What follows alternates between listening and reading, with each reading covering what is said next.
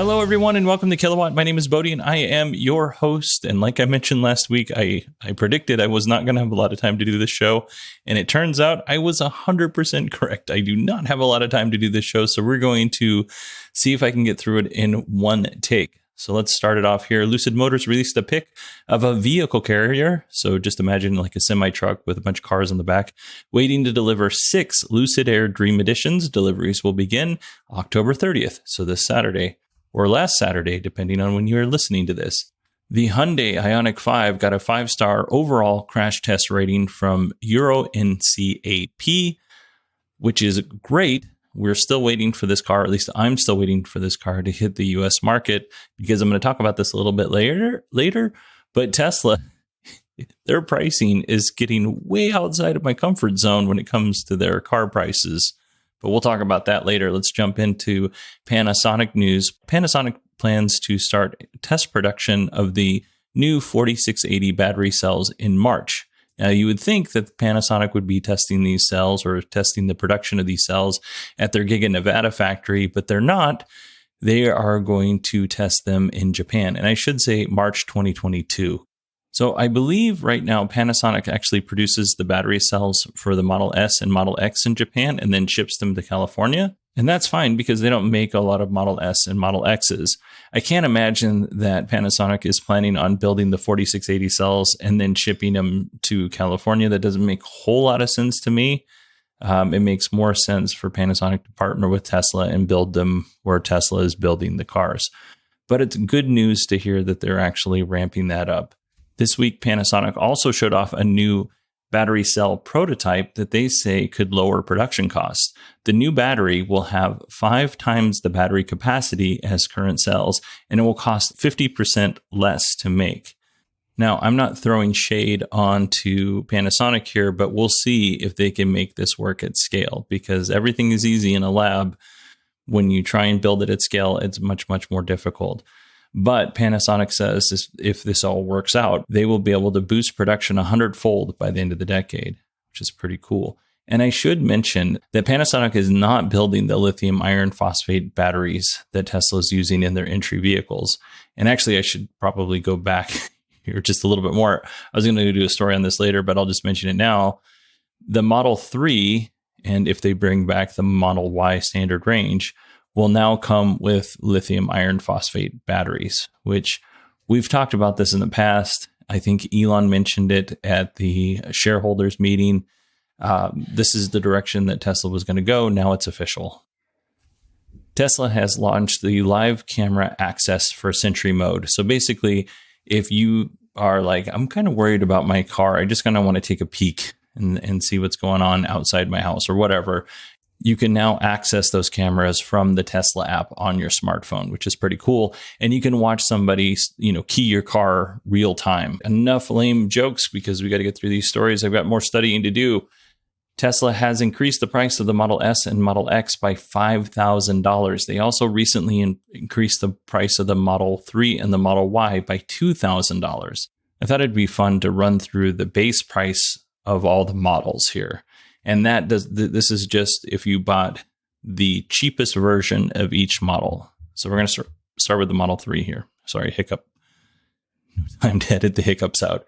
Model 3 will be $43,990. And if you remember, the Model 3 standard range started off at $37,500.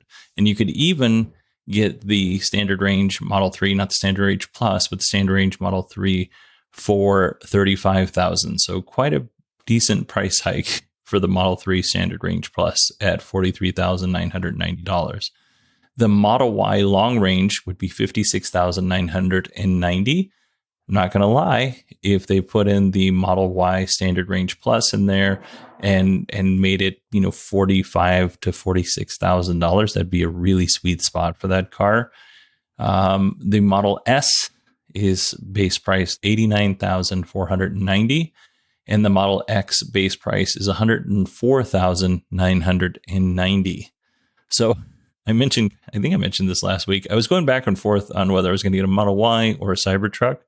And right now, because I reserved the Cybertruck at $50,000 plus $7,000 for the the full self-driving. I'm firmly back on Cybertruck, even though I have to wait just on price alone.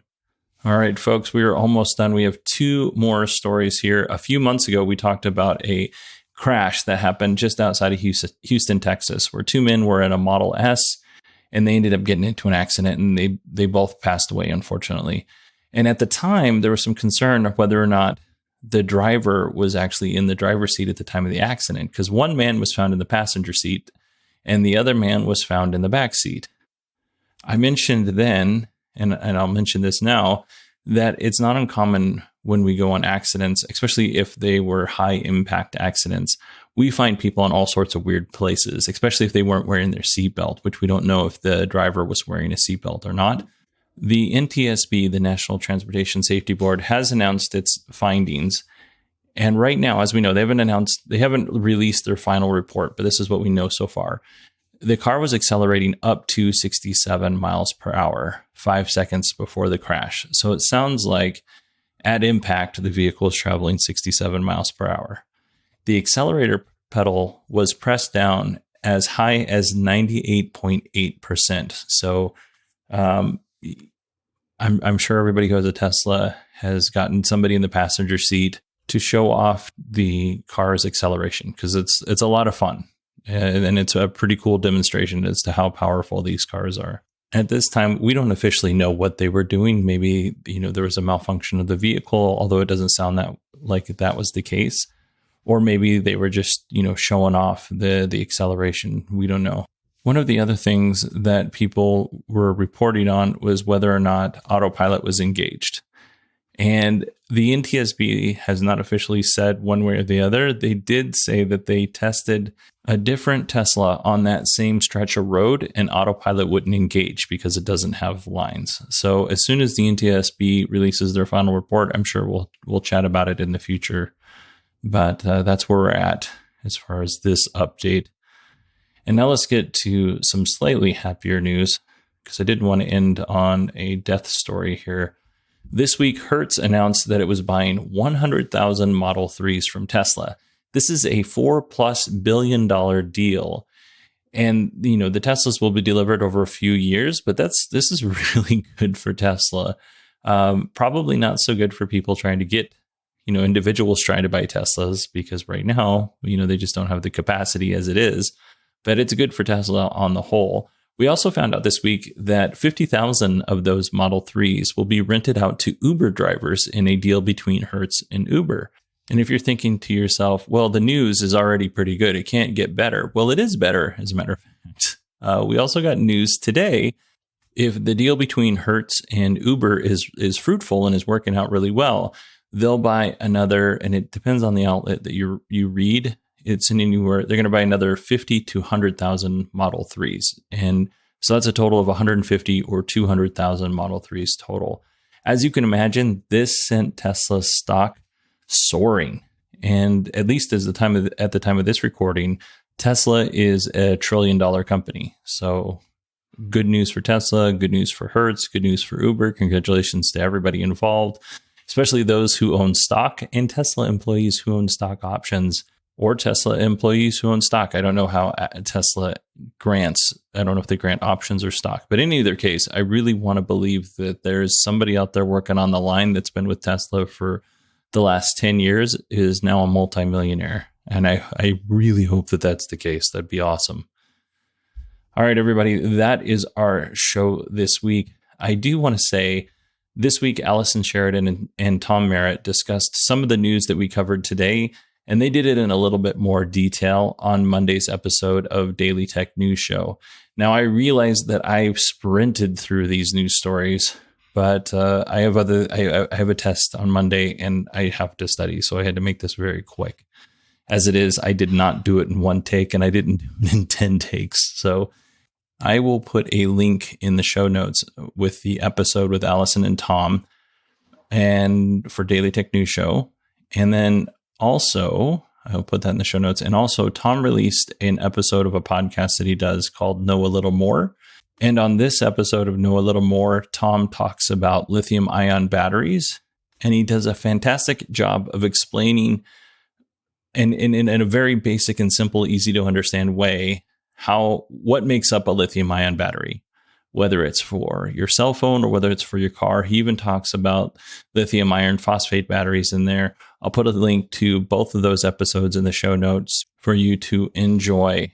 Oh, and Allison even sneaks a little plug for the podcast, for the Kilowatt podcast in there. So thank you very much, Allison, for doing that. I already texted her and let her know thank you, but might as well say it here. All right, everybody, that is it for me this week. I want to thank everybody for listening. If you want to email me, it's Bodie, BODIE at 918digital.com. You can find me on Twitter at 918digital. If you have emailed me and I haven't emailed you back, more than likely I will email you back sometime between Monday afternoon and Wednesday. I'm hoping to catch up on all my emails. Normally, I don't let more than a couple of days pass between emails, but there's just not enough time in the day right now. So, all right, everybody, thank you so much for listening, and I will talk to you next Friday.